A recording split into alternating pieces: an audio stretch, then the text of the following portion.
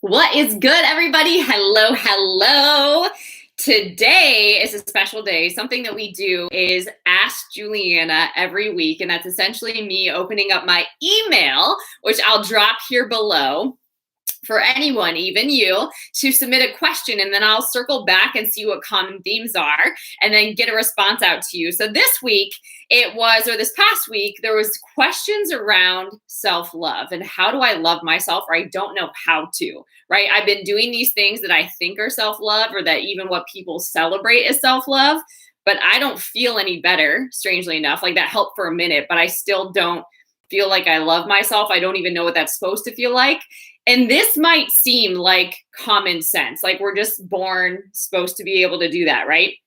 Or knowing how to do that, or that should just be something that is natural and that is intuitive and that we just get, okay? But sometimes, and oftentimes, especially in the world we live in now, depending on our programming coming up, depending on the relationships and some of the pain and dysfunction and trauma we've experienced, depending on identity and what we're rooting our identity in, and when there's transitions, especially abrupt ones, we get destabilized and we actually start to question who we are and what we want and what we're here for. Like, who am I? Why am I here? Right? And it makes it really hard to actually love yourself when you're living in all of these polarities and all of these questions. So I do not want to minimize this. This is absolutely a tender topic, but I have a couple of thoughts, and I was led to really connect this to faith. And my simple, not so simple, actually really deep response would be to embrace how faith moves. Embrace how faith moves, okay? So a lot of times we can say that loving ourselves is showing up for ourselves every day, or loving ourselves is like hustling hard after this goal or this dream, or loving ourselves is going and getting that pedicure, whatever it is. We can say all of these things, right?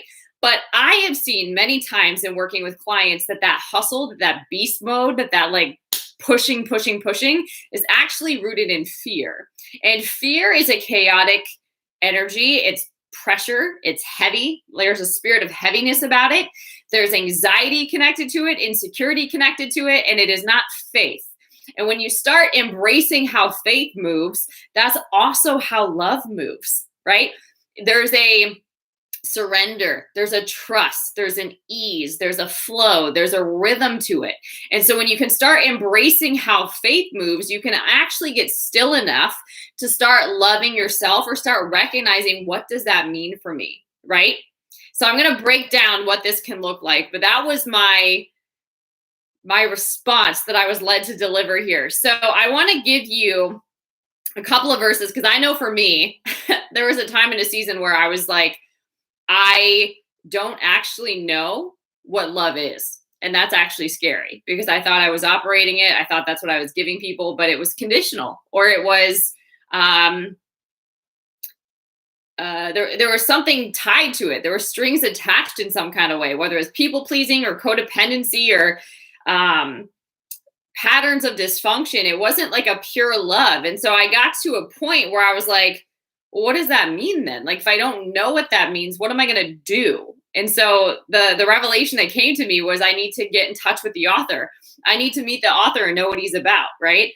That was first. Then I'm like, and how do I do that? So I went on this faith hunt, because I recognized that I had none. I was like, I have so little faith, right? Just enough to survive, basically. So if you are finding yourself, or if you find yourself in a similar position, give yourself some grace. That's what I'll say. Okay, so let me pull up this first one here. Hebrews 11:6 is the first one that I have for you. And it says this: without faith, it is impossible to please God. Without faith, it's impossible to please God.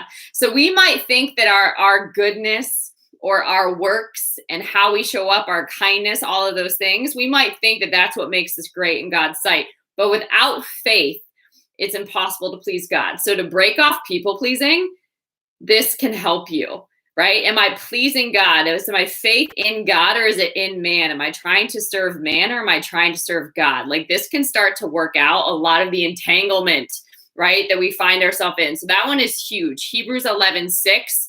The next one is Romans 10:17. Romans 10:17. And this one says, and was my answer in one season, that faith comes by hearing, and hearing the word of God.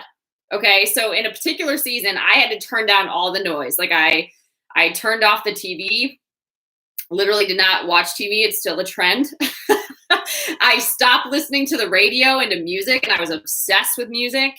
I just literally would have sermons on and anything I could get my hands on because I had to get it in me. I had no word of God in me whatsoever. And I needed to have some context and some framework to start building on. So I just started flooding my life literally in every moment. When I was showering, I had it on my laptop running in the background. When I was in the car, I was listening to a sermon, even if I had to like really find a station or something. And then God even blessed me in one season with satellite radio that I wasn't paying for. So I was getting all of these messages. It's just wild. But anyway, faith. God moved in my weakness for sure. Okay.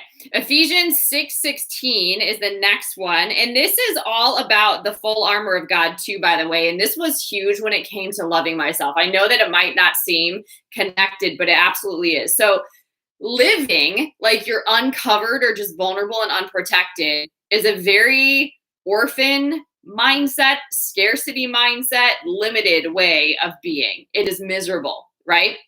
And if you're constantly trying to like protect and cover and guard yourself, that's not how love moves. That's not how faith moves, right? So when you recognize that you are covered and that you've got this armor, you start walking different, okay? So it's really important to recognize that. But Ephesians 6:16 says, above all, taking the shield of faith, like literally guarding your heart with a shield of faith. This is what guarding your heart means, right? You don't want the wrong things to take root in your heart. It's not shooting up a wall. It's guarding your heart against what? You'll be able to quench all the fiery darts of the wicked one. Okay, so all of the lies, all of the doubts, all of the fears, all of the insecurities, that's what the shield of faith is doing. So that stuff doesn't take root in your heart and have a stronghold in your mind to become the identity that you operate out of. All right. Then I just have two more here. So this one is James 1:6, and it says, but let him ask in faith without doubting. For the one who doubts is like a wave in the sea that is driven and tossed by the wind. Okay. So when we're like, I believe, and then we're like, but I really don't believe. Like faith is a vibe. Okay. God's vibes matter. James, I believe I think we're having like some internet issues. Sorry about Jesus. Okay. James 2:17, in the same way, faith without works is dead. So that's the other part. You can't just activate faith or say that you have faith and do nothing. Faith moves. There's a way that faith moves. And when you embrace that, it informs, strangely enough, how you can love and care for yourself, because loving yourself is far greater than doing some of the superficial things that we recognize give us some comfort, right? Like eating your favorite meal, going and getting your nails done, taking a bath, right? Buying your favorite outfit, whatever it is. Those things are great. But if they're not changing you on the inside and how you show up, different, okay? So I put together a list of a couple of things that you can do to help you brainstorm, help you jumpstart how you can start practicing a new way of being and loving yourself, or even just being a good receiver of love. A lot of times that's what it means, right? When God, the author of love, is just constantly fellowshipping with us and we're allowing him to delight in us and we're having that exchange and that relationship build, we become full of something different. We're able to overflow with love and bring that into what we do. But if we don't stay connected to the vine, so to speak, if we're not abiding in love every day, then we can get short-circuited real fast, okay? So here's a couple of things to do to love yourself and to start embracing how faith moves, okay? Because you start loving yourself by faith first, right? When you don't think it, when you don't feel it, you start moving by faith first. So that's the answer. Embrace how faith moves, okay? So the first one is restore personal peace in your life, okay? I remember in school, we had time where we would go to the library and we had to do book reports and all the things, right? We had to go to the card catalog or where all the book information is and go through there and find the book that we need and then actually go down the aisles and go find your book. Your mind is like that. You have an entire thought catalog, okay? And when you scan through your mind and you look through all these different cards, all these different thoughts that are in your mind, what are they? Is it negativity? Is it fear? Is it frustration? Is it stress? Is it overwhelm? Is it unbelief? Is it anxiety? Like, what are you meditating on? Like, what does your thought catalog look like? How is it making you feel, right? It is imperative that you restore a sense of personal peace in your life. And that could be starting super small and celebrating really small wins in the beginning. So that could even be like driving. Let's say you drive an hour to work every day. Turn off the radio and just think about what you're thinking about. Enjoy the sunset, drink your coffee, talk out loud to God, have a conversation with God. But start restoring some space that is for you, that starts helping you experience what personal peace is every day. And when you say that you don't have time, that's why it's so much more important. Even if it's, I've done this before. I was working really crazy hours at one season in my life, like 4:30 to 1 in the morning, and had like 15-minute breaks. You couldn't go anywhere, right? You couldn't do anything. So I would go to my car and just close my eyes and sit in the car and just breathe. Right? That was restoring peace. And that equipped me to go back in and keep doing my job in that season. Okay. So some people thought that that was weird and antisocial, but that was survival. And I needed that personal peace in my life. Okay.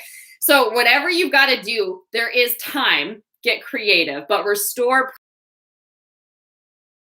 So I have invested in self-discovery my entire life. It is something that I do as a coach to keep myself accountable. Number one, but it's also something that I believe every next level that you go to requires another version of you. So the learning is never going to stop. So you might as well embrace it and start learning. Learn about your personality. Learn about your gifts.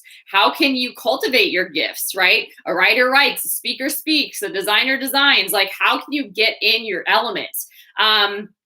What abilities you have, what hopes and dreams you have. Maybe you turned that off when you were serving and giving to others so much. How can you actually invest in a coach or get a mentor or take a class or do something where you can start investing in self-discovery? And even if that's getting a book or getting an Audible account and start listening to content where you can start hearing different thoughts and perspectives to start being able to then think for yourself, right? And then start really considering, are you living the life that you want to? Because life is really by your design. We don't like to think about that, but it is, right? You're choosing life, okay? And then number 3, create an immersion experience. So this can actually be fun for you and something that you look forward to, right? Because personal transformation is lifelong. So how can you enjoy it? And that could be something as simple as 1 day a week for an hour, which was a stretch for me in the very beginning of starting all this work. Have non-negotiable you time. Go on a date with yourself.